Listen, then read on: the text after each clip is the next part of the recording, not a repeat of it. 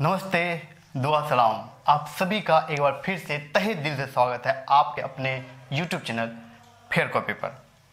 साथियों, अगर आपने सब्सक्राइब कर लिया है तो बहुत अच्छी बात है। अगर नहीं किया है तो सब्सक्राइब कीजिए, बेल आइकन को दबाइए और दबा के शेयर कीजिए और मुस्कुराते हुए शेयर कीजिए, क्योंकि आप कुछ अच्छा शेयर कर रहे हैं।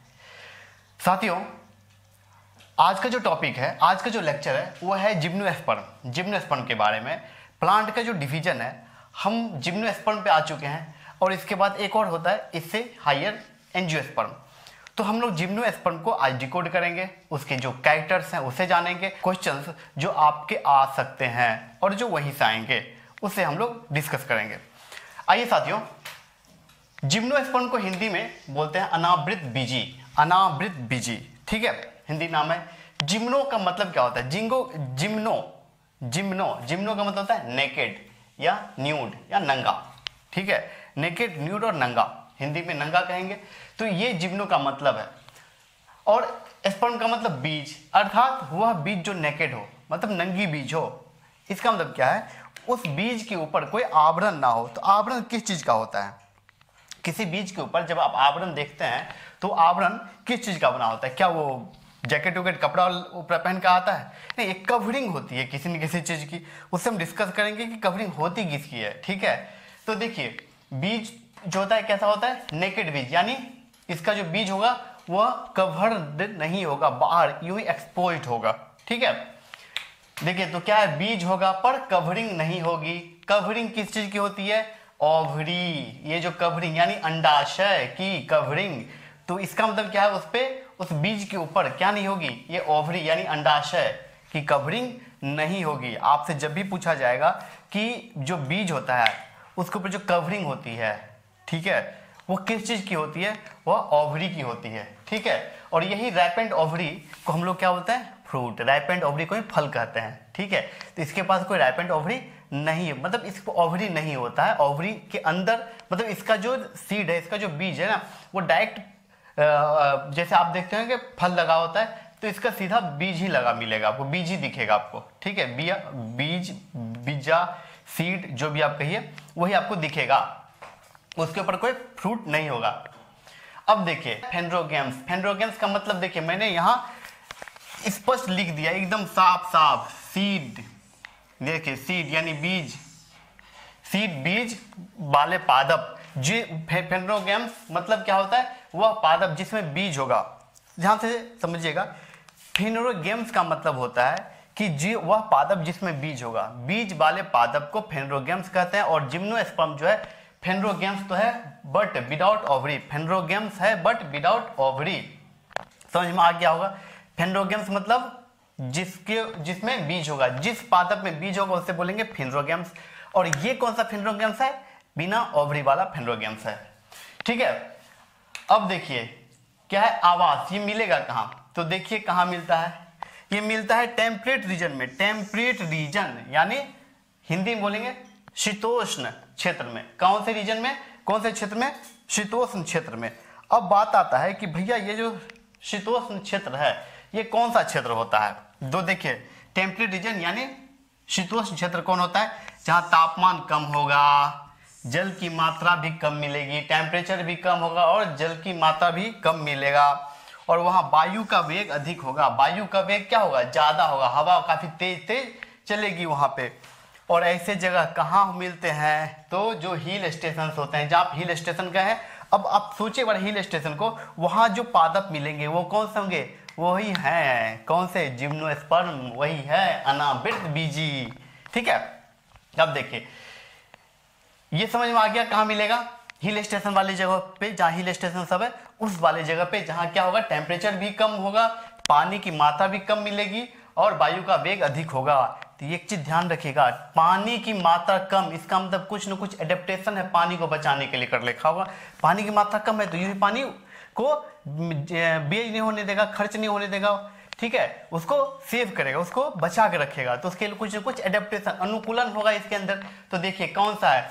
तो देखिए ध्यान से, जल की कमी के कारण क्या होता है? जीरोफाइटिक एडेप्टेशन होता है। मैंने बोला अनुकूलन, जीरोफाइटिक एडेप्टेशन होगा। जीरोफिटिक या जीरोफाइटिक जो भी आप कह लीजिए।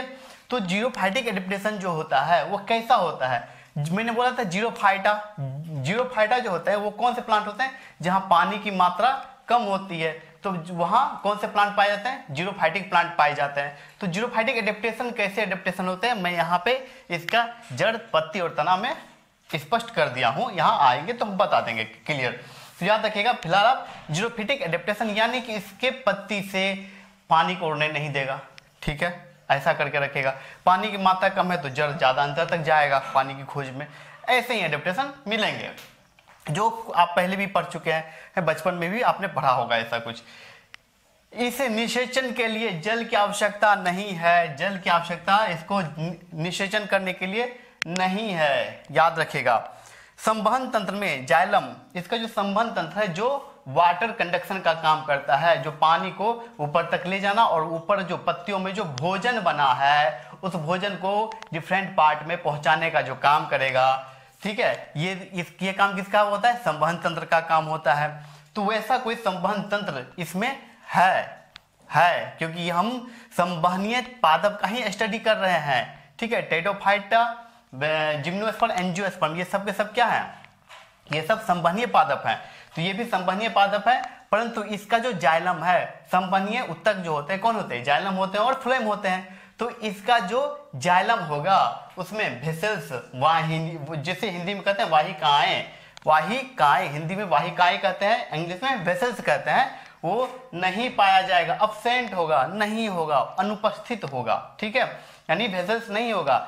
और इसका जो फ्लोएम है वो उसमें भी कुछ मिसिंग है क्या, हाँ उसमें भी मिसिंग है। क्या मिसिंग है, कैंपेनियन सेल नहीं पाया जाएगा। फिलहाल आप याद रख लीजिए, हम जब टिश्यू पढ़ेंगे तो वहां मैं पूरा इसे डिटेल में आपको कवर करूंगा कि कैंपेनियन सेल क्या होता है और इसके बारे में क्या ना है, कौन कौन से टिश्यूज पाए जाते हैं प्लांट में, उनका फंक्शन क्या है, सब कुछ वहां मैं डिटेल में बताऊंगा। और वहां भी एक बार मैं आपको ये पढ़ाऊंगा जरूर कि जिम्नोस्पर्म में जो है वेसल्स नहीं पाए जाते हैं और कंपेनियन सेल भी नहीं पाए जाते हैं। तो कंपेनियन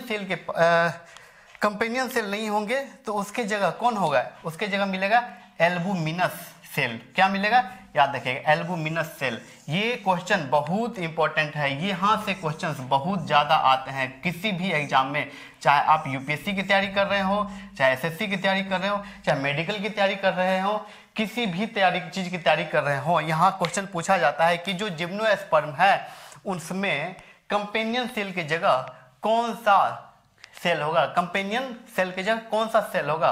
तो उस सेल का नाम क्या है, एल्बुमिनस सेल, ठीक है, एल्बुमिनस सेल पाए जाते हैं कंपेनियन सेल की जगह फ्लोएम में जिम्नोस्पर्म के फ्लोएम में कंपेनियन सेल की जगह एल्बुमिनस सेल पाए जाते हैं। एकदम इंपॉर्टेंट, बहुत इंपॉर्टेंट, वेरी वेरी इंपॉर्टेंट, याद रख लीजिएगा इस चीज को। अब इसका जो मुख्य पादप का शरीर है उसके देखते हैं, मुख्य पादप शरीर कैसा होगा। देखिए इसका जो पादप का मुख्य पादप शरीर है ये कैसा होगा, ये होगा बीजाणुद्भिद, यानी इसका जो बीजाणु कैसा होगा, सॉरी कॉल आ गया था, तो कैसा होगा बीजाणुद्भिद यानी स्पोरोफाइट, कैसा होगा, स्पोरोफाइट होगा, स्पोरोफाइट। हमने बताया था गेमेटोफाइट होता है, स्पोरोफाइट होता है। तो जो गेमेटोफाइट होता है वो एन होता था, क्योंकि गैमेट क्या होता है, हैप्लॉइड होता है, और स्पोर जो होगा डिप्लॉइड होता है। तो इसका स्पोरोफाइट है यानी बीजाणुद्भिद है, तो कैसा होगा, ये डिप्लॉइड होगा। कैसा होगा, डिप्लॉइड यानी द्विगुणित होगा। डिप्लॉइड को क्या बोलते थे, द्विगुणित, और इसका सिंबल क्या है, 2n, ठीक है, समझ में आ गया। इसका पादप का जो शरीर है, याद रखिएगा चीजों को जितना ज्यादा आप वहां द्विगुणित कीजिएगा, 2n से याद रखना ज्यादा कन्वीनियंट होगा आपके लिए। आप अगर समझ जाते हैं हैप्लॉइड और डिप्लॉइड में अंतर क्या होता है, क्वेश्चन पूछा जाता है, और आगे हम सेल में जब पढ़ेंगे तब आपको बता दूंगा मैं। अब देखिए जड़, तने और पत्तियों में विभाजित इनका जो पादप का शरीर है, ये जड़ और तने, जड़ में, तने और पत्तियों में एकदम विभाजित होगा। देख के बता दीजिएगा ये जड़ है, ये तना, ये पत्ती है, साफ साफ, ठीक है। इनके जो जड़ होंगे, तन पत्ती होगा और तना होगा। इसके बारे में थोड़ा सा पढ़ लेते हैं, क्योंकि ये जीरोफिटिक एडेप्टेशन, मैंने बोला था जीरोफाइटिक एडेप्टेशन किए हुए है, यानी कि कम पानी वाली जगह पे रहने के लिए अनुकूलित है। तो कैसा अनुकूलन है, देखिए जड़ जो होगा क्या होगा, मूसलाधार जड़ होगा, टैप रूट। मूसलाधार जड़ कैसा होता है, एकदम सीधा नीचे की ओर, ज्यादा से ज्यादा नीचे की ओर जाता है, भूमिगत ज्यादा होता है, ठीक है। तो कैसा होगा, मूसलाधार होगा, ताकि ज्यादा नीचे जाएगा तो पानी खोज लेगा, इसलिए ऊपर पानी मिलने की संभावना कम है क्योंकि पानी की कमी है वहां।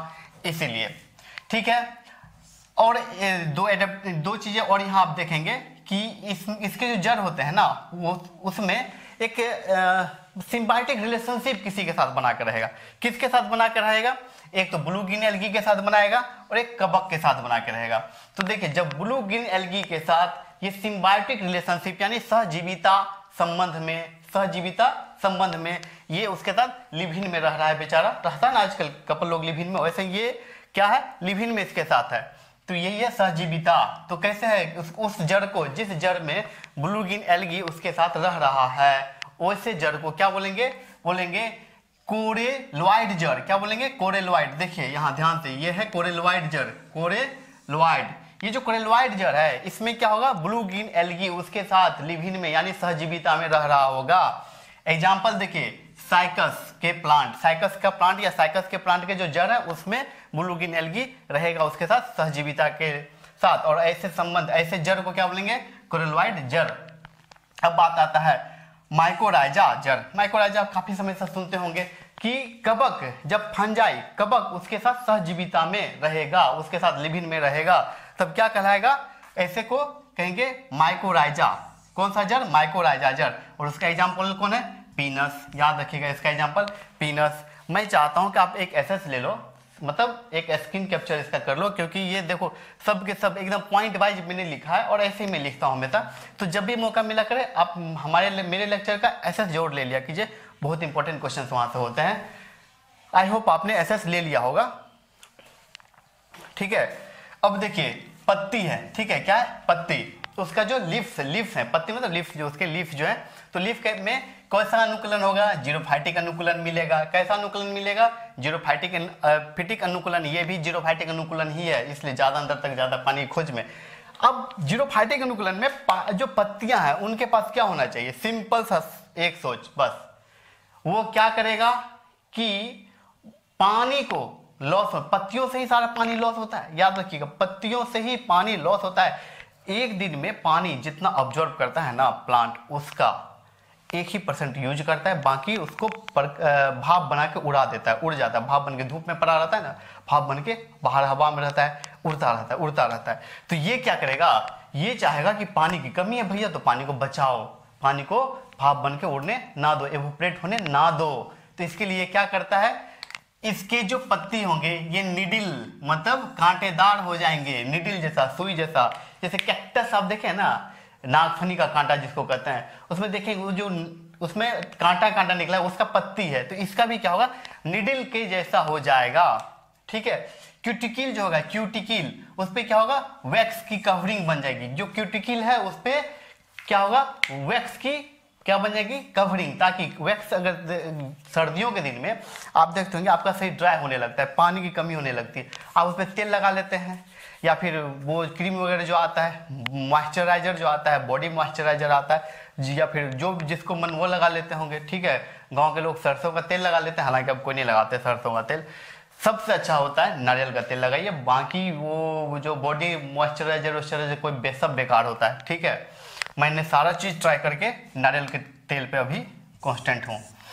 तो देखिए क्यूटिकल यानी वैक्स की कवरिंग होती है, और ये वैक्स की कवरिंग जैसे आपके शरीर पे ठंड में लगा लेते हैं नारियल का तेल, तो क्या होता है कि फिर आपको ड्राई फील नहीं होता, बिल्कुल। तो इसको सूखने से, इसके से पानी के लॉस को बचाने में मदद करता है। अब धसे हुए रंध्र यानी स्टोमेटा जो है, इनका रंध्र यानी स्टोमेटा, तो स्टोमेटा क्या होगा? स्टोमेटा अगर बाहर होगा तो स्टोमेटा एक ओपनिंग है ना, तो स्टोमेटा ओपनिंग है, तो उससे क्या होगा? उससे सूख के निकलेगा, उससे क्या सूख के निकलेगा, पानी उससे एवोपरेट होता रहेगा। तो अगर उसको अंदर धंसा दिया जाए, जैसे बाहर अपने धूप में कपड़ा रख दिया और घर में रखा, तो कहाँ ज्यादा सूखेगा? बाहर में। तो अगर उसको घर में रख दिया जाए तो कम, उससे पानी का एवोपरेशन कम होगा। तो बिल्कुल ये क्या होता है? इसका रंध्र यानी जो स्टोमेटा है वो धंसा हुआ होता है, उससे डायरेक्ट सनलाइट डायरेक्ट कांटेक्ट में नहीं आ पाता है, और डायरेक्ट मतलब विंड के भी डायरेक्ट कांटेक्ट में नहीं आता है, हवा के डायरेक्ट कांटेक्ट में नहीं आता है, जिससे क्या होता है? उससे पानी का लॉस कम हो पाता है। समझ गए होंगे आप? तो यही देखिए कितना सिंपल सा चीज है, बिल्कुल याद कुछ भी नहीं करना। मेरे पढ़ाने का मतलब आपको याद नहीं रखना, करना ही नहीं, बस समझ लेना है, और यही कि यही लेक्चर देखते देखते कंप्लीट तैयारी। अब देखिए क्या आता है, इसका जो तना है, क्या है? तना। तो इसमें भी कुछ होगा क्या? तो देखिए तना मे बी कैसा हो सकता है, ब्रांच्ड, मे बी ब्रांच्ड और अनब्रांच्ड, मतलब ब्रांच्ड भी हो सकता है और अनब्रांच्ड भी हो सकता है इसका जो तना है। तो कैसा होगा, देखिए ब्रांच्ड होगा तो पीनस, अनब्रांच्ड होगा तो उसका नाम है सीड्रस। एग्जाम्पल पीनस और सीड्रस, पीनस जो है ब्रांच्ड होता है और सीड्रस जो होता है वो कैसा होता है, सीड्रस अनब्रांच्ड होता है। एग्जाम्पल याद रखिएगा, आपसे पूछ लेगा कि जिम्नोस्पर्म में, ठीक है, या फिर सीधे एग्जाम्पल दे देगा इसमें से कौन ब्रांच्ड है, तो उनमें से कौन सा ब्रांच होगा, पीनस, और दे देगा पीनस, सीड्रस और भी से कुछ एग्जाम्पल दे देंगे आपको, ठीक है, और फिर वहां से आपसे इस तरह से सवाल आएंगे। तो आपको क्या करना है, ब्रांच्ड जो है पीनस, सीड्रस जो है अनब्रांच्ड होगा।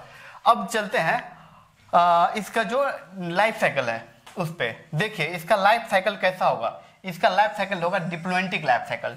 डिप्लोएंटिक लाइफ साइकिल मतलब क्या होगा, इसके लाइफ साइकिल में देखिए प्लांट में ना ऑल्टरनेशन ऑफ जनरेशन पाया जाता है। मैं आप लोगों को इसलिए नहीं बताया कि ऑल्टरनेशन ऑफ जनरेशन से आपसे इतना क्वेश्चन, मतलब ऑल्टरनेशन ऑफ जनरेशन से यही क्वेश्चन आएंगे, फाइनल जाकर के वही पता चलता है डिप्लोएंटिक लाइफ साइकिल, हेप्लोएंटिक लाइफ साइकिल, और आपसे पूछे यही सवाल जाएंगे, इसलिए मैं ये बतला रहा हूँ, ठीक है। तो एक्चुअली लाइफ साइकिल में क्या होता है, कुछ स्टेज पे, सिंपल समझिएगा, जो लाइफ साइकिल होता है उसमें कुछ स्टेज पे क्या होता है पादप में कि गेमेटोफाइटिक होता है, कुछ स्टेज पे स्पोरोफाइटिक होता है। सिंपल, अच्छा, और भी आसान भाषा में समझिए, ज़्यादा मेडिकल की भाषा में नहीं जाना है, मतलब बायोलॉजिकल लैंग्वेज से हट के मैं आपको बतलाता हूँ।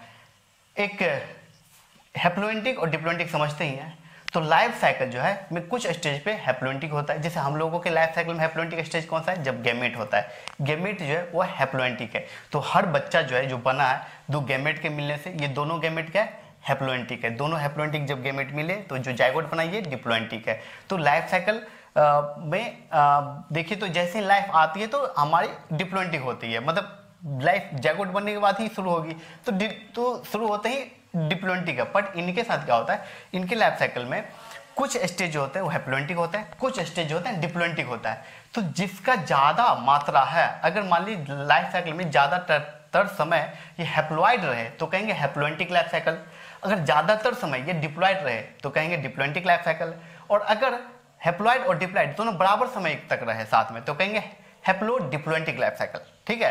तो इनका जो लाइफ साइकिल है उसमें ये इनका जो पादप शरीर है वो ज्यादातर समय कैसे स्टेज में है, डिप्लॉयड स्टेज में है, ठीक है।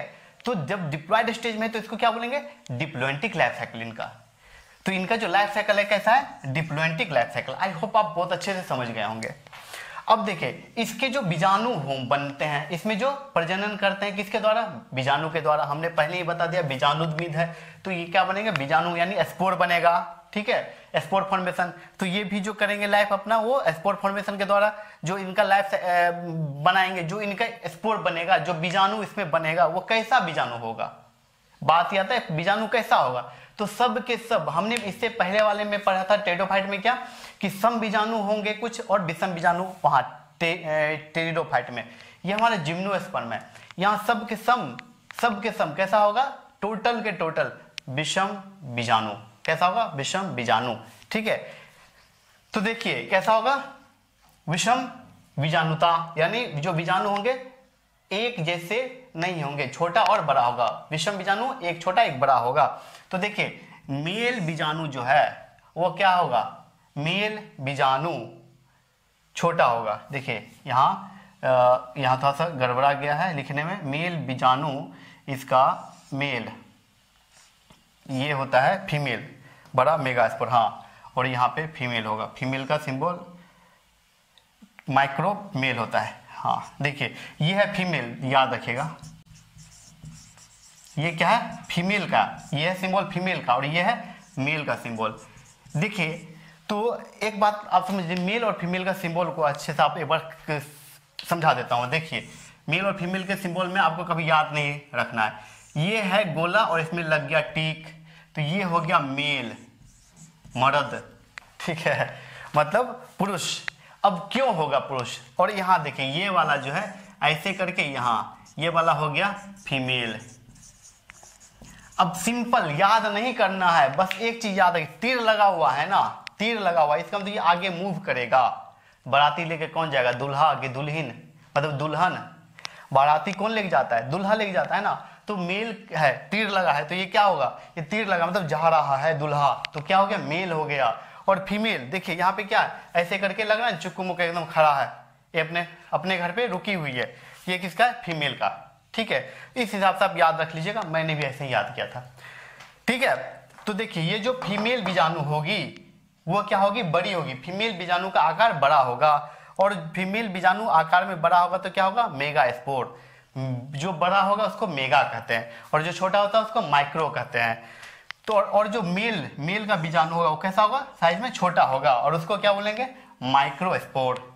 समझ गई इस बात को? तो मेल बीजाणु क्या कहलाएगा? माइक्रोस्पोर। फीमेल बीजाणु क्या कहलाएगी?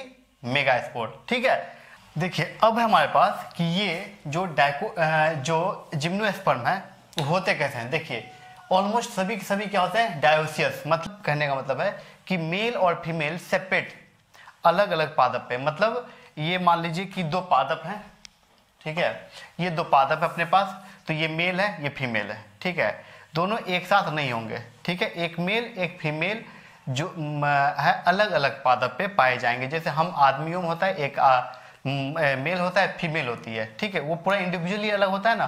तो मेल के पास मेल सेक्स ऑर्गन होता है, फीमेल के पास फीमेल सेक्स ऑर्गन होता है। बिल्कुल इसी प्रकार ज्यादातर जो जिम्नोस्पर्मिक प्लांट होंगे उनमें क्या होगा कि मेल और फीमेल सेक्स ऑर्गन अलग अलग पादप पे, एक ही पादप पे नहीं, एक अलग अलग, एक पादप कोई है, एक कोई पौधा है, एक कोई पेड़ है, उस पर मेल सेक्स ऑर्गन है, वो मेल है, तो दूसरा पादप जो होगा उस पर फीमेल सेक्स ऑर्गन होगा, वो फीमेल होगी। ऐसा अलग अलग सेक्स ऑर्गन अलग अलग पादप पे अलग अलग मिलेगा। ठीक है, लेकिन एक बात और है कि कुछ एक्सेप्शन, एक एक्सेप्शन है जिसमें नाम है पीनस। पीनस जो है उसमें क्या होता है? उसमें मोनोसियस, एक लिंगिक, यानी क्या होते हैं? मोनोसियस होगा। मोनोसियस का मतलब देखिए क्या हो गया कि जो पीनस है, ठीक है, तो उनमें क्या, उसमें क्या होगा? एक ही पेड़ पे मेल सेक्स ऑर्गन और फीमेल सेक्स ऑर्गन दोनों होंगे। एक इंडिविजुअल पे ही फीमेल और मेल दोनों सेक्स ऑर्गन पाए जाएंगे, तो उसे क्या कहते हैं? उसको कहा जाता है मोनोसियस।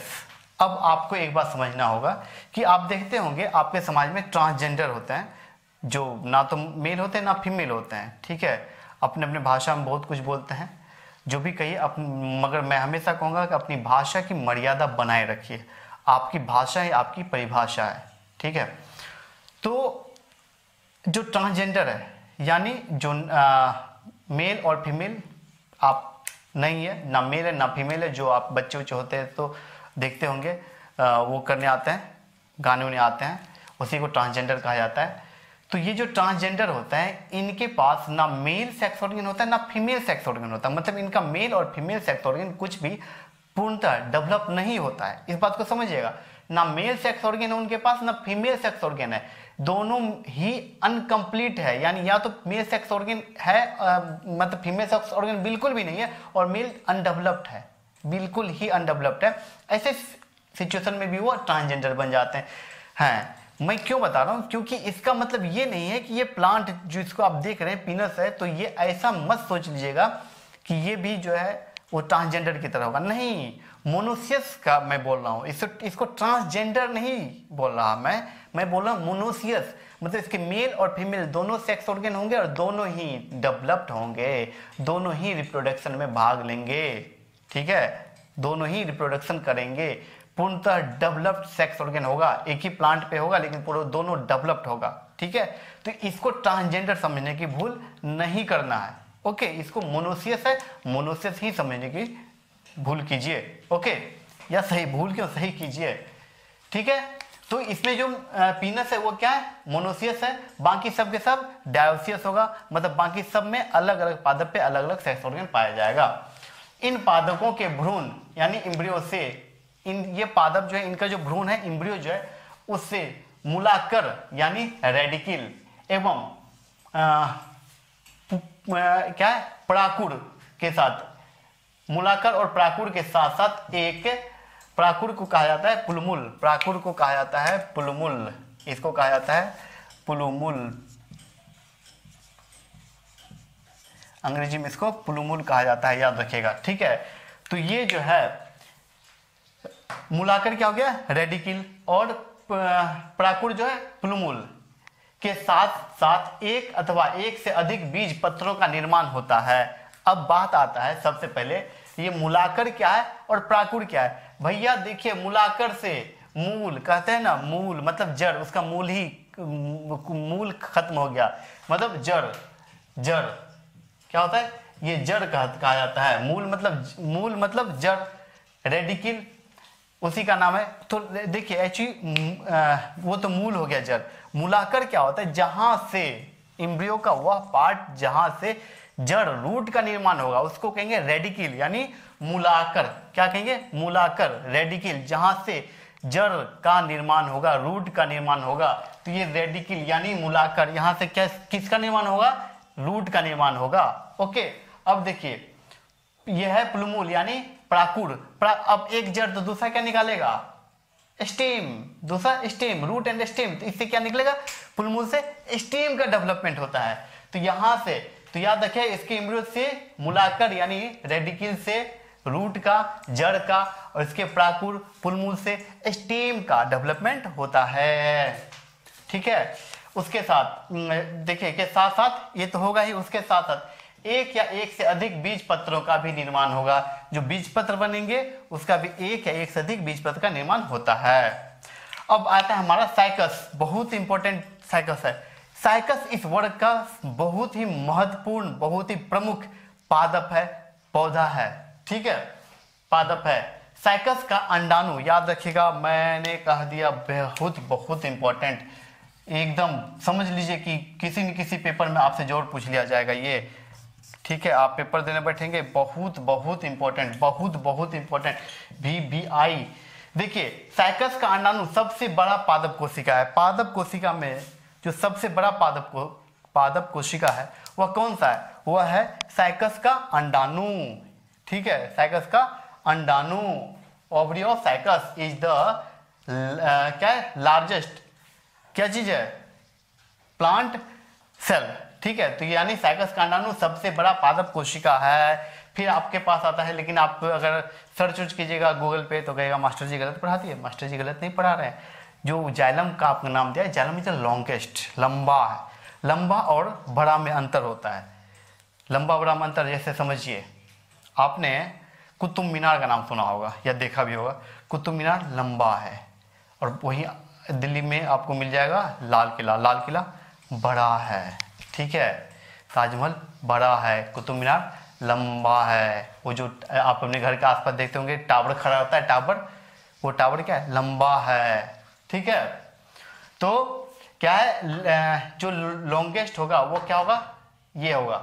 यानी सबसे लंबा पूछेगा तो जाइलम सेल, जाइलम की कोशिका, जाइलम कोशिका। और सबसे बड़ा पूछा जाएगा तो याद रखें अंडाणु, साइकस का अंडाणु सबसे बड़ा पादप कोशिका है।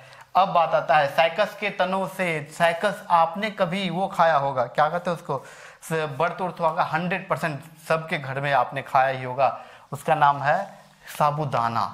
साबूदाना खाए हैं, खीर बना करके एकदम क्रिस्टल जैसा होता है, जब बन जाता है तो हाँ लगता है ऐसे दूध में मोती मोती जैसा। तो वो जो बनता है वो कहाँ से बनता है, उसका कोई पेड़ नहीं होता, वो कोई उगता नहीं है पेड़ पे जिसको दाना छुड़ा लिया हो, नहीं, बल्कि इसी साइकस के तने में कट लगा के उसका स्टार्च निकाल लिया जाता है। साइकस का स्टार्च निकाला जाता है, जो उसका फूड होता है, जो रिजर्व करके अपने लिए रखा है ना, तो काट करके निकाल लेते हैं। जैसे आपने देखा होगा ताड़ी पीते देखे ना, सुना होगा ताड़ी, आदमी ताड़ी उड़ी पीता है। ठीक है, सस्ता नशा, सस्ता नशा है।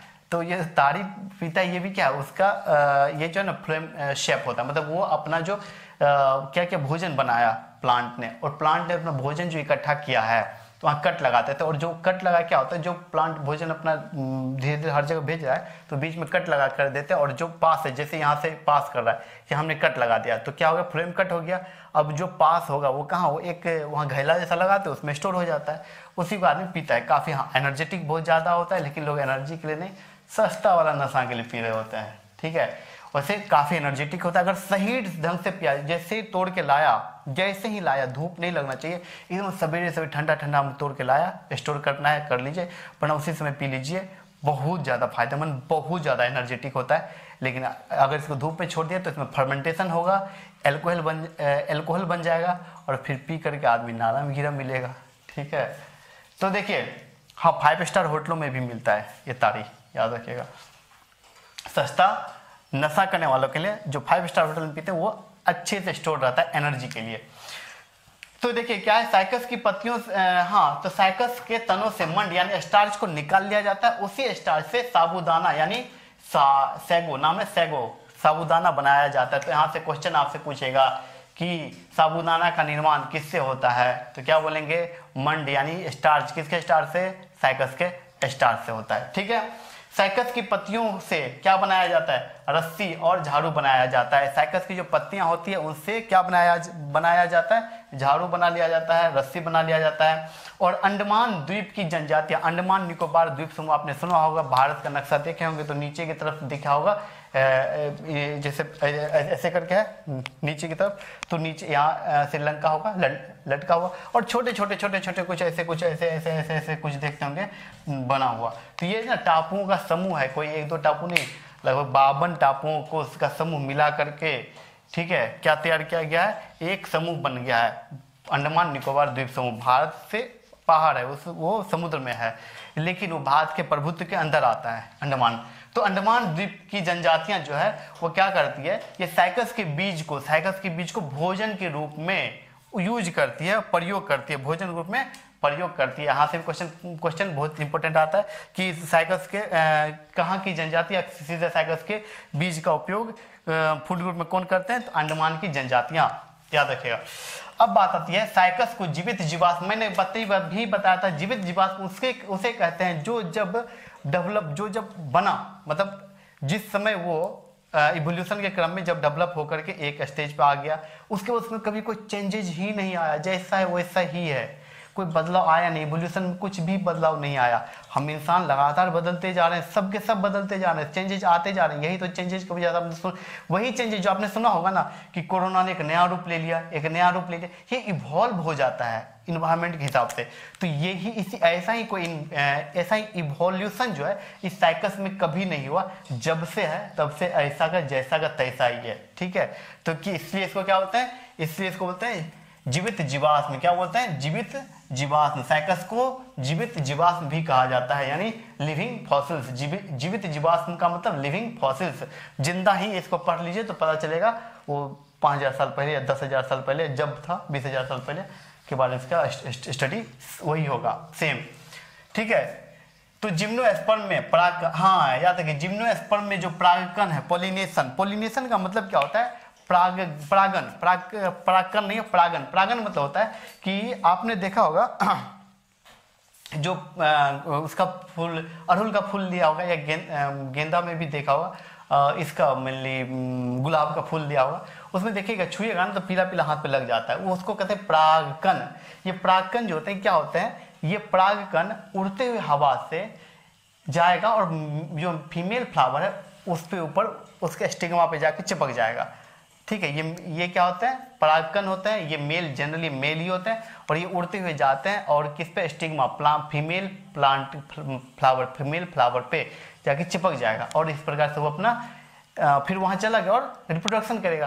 तो मेल फ्लावर, याद रखिएगा कि परागन किसको कहते हैं, परागकण का एक जगह से दूसरे जगह पे जाना, या एकदम अच्छे सही ढंग से समझते हैं, परागकण का मेल फ्लावर से फीमेल फ्लावर के स्टिग्मा पे जाने का जो प्रोसेस है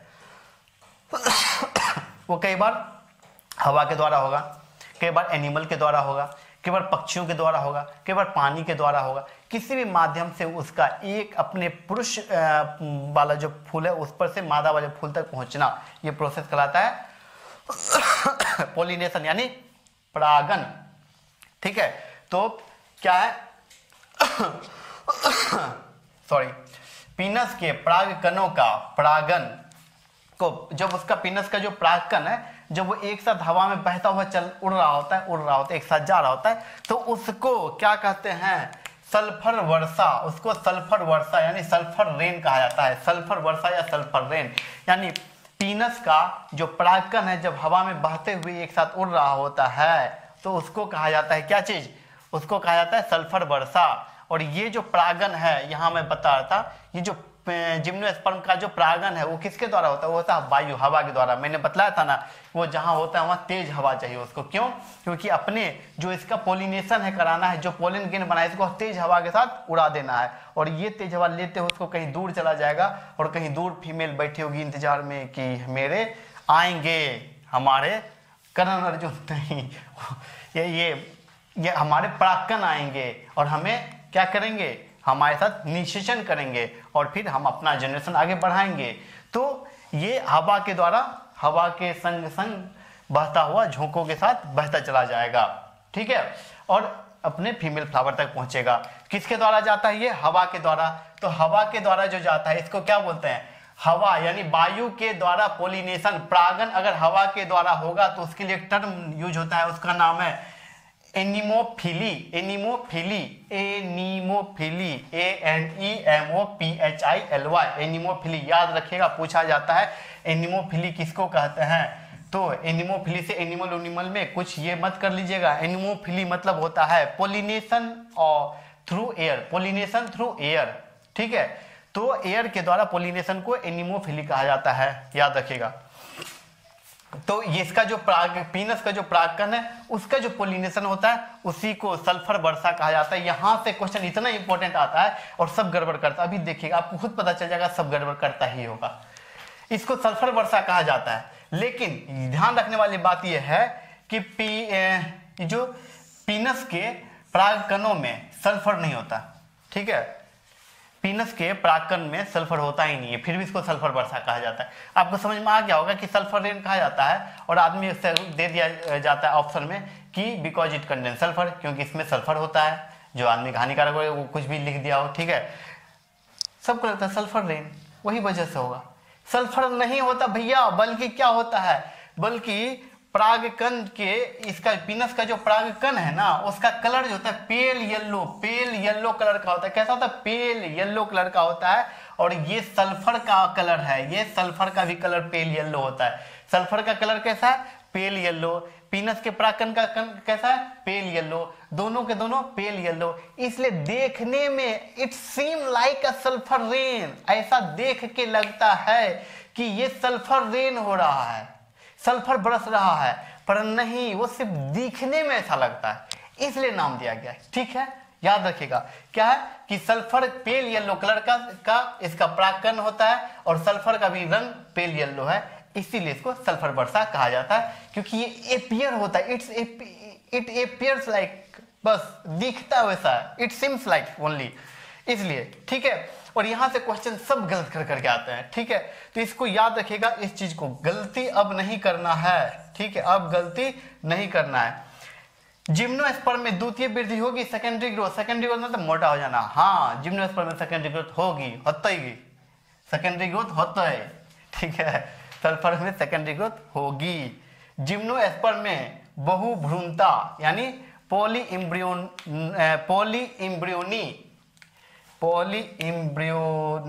हाँ पाई जाती है। मतलब जिम्नोस्पर्म में बहुभ्रूणता मतलब उसमें एक साथ बहुत सारे क्या होंगे, इम्ब्रियो का डेवलपमेंट होगा, ठीक है। और इसका नाम क्या है, जैसे पीनस और साइकस में, ठीक है। तो आपसे पूछा जाएगा बहुभ्रूणता किसमें पाई जाती है, एग्जाम्पल है जिम्नोस्पर्म, ठीक है, जिम्नोस्पर्म में पाई जाती है। एग्जाम्पल जिम्नोस्पर्म वही पीनस और साइकस अपन ने याद कर लिया है। अब अपने पास क्या है, अपने पास कुछ नहीं, इति छिति, मतलब यहीं तक था, द एंड। जितने भी इंपॉर्टेंट क्वेश्चन थे यहीं से आने वाले थे। अब हो चुका हमारा समाप्त, ठीक है, समाप्त सही लिखा है ना, हाँ। तो यही समझ लीजिए हमारा जिम्नोस्पर्म यहाँ कंप्लीट हो गया। अब हम लोग अगला चैप्टर एंजियोस्पर्म पढ़ेंगे। अगर आपको समझ में नहीं कहीं आया हो तो बैक में जाइए, फिर से देखिए। अगर फिर भी ना आए तो मैं आपको बताता हूँ ना, लाइफ कोच अभिजीत बोल ही देता हूँ, कितना लिखूंगा, लाइफ कोच अभिजीत मेरा इंस्टाग्राम का अकाउंट है, डिस्क्रिप्शन में दिया हुआ है। आइए सवाल कीजिए, मुखातिब होइए, हम आप मुखातिब होते हैं वहाँ। हमारे साथ बने रहने के लिए, हर बार जो मैं बोलता हूँ अंत में, हमारे साथ बने रहने के लिए आप सभी का तहे दिल से आभार। मस्त रहिए, व्यस्त रहिए, नारियों का सम्मान कीजिए, जिंदगी को कुछ ऐसा जीने की कोशिश कीजिए कि हर कोई आपके जैसा जीना चाहे, हर कोई आपके जैसा पढ़ना चाहे।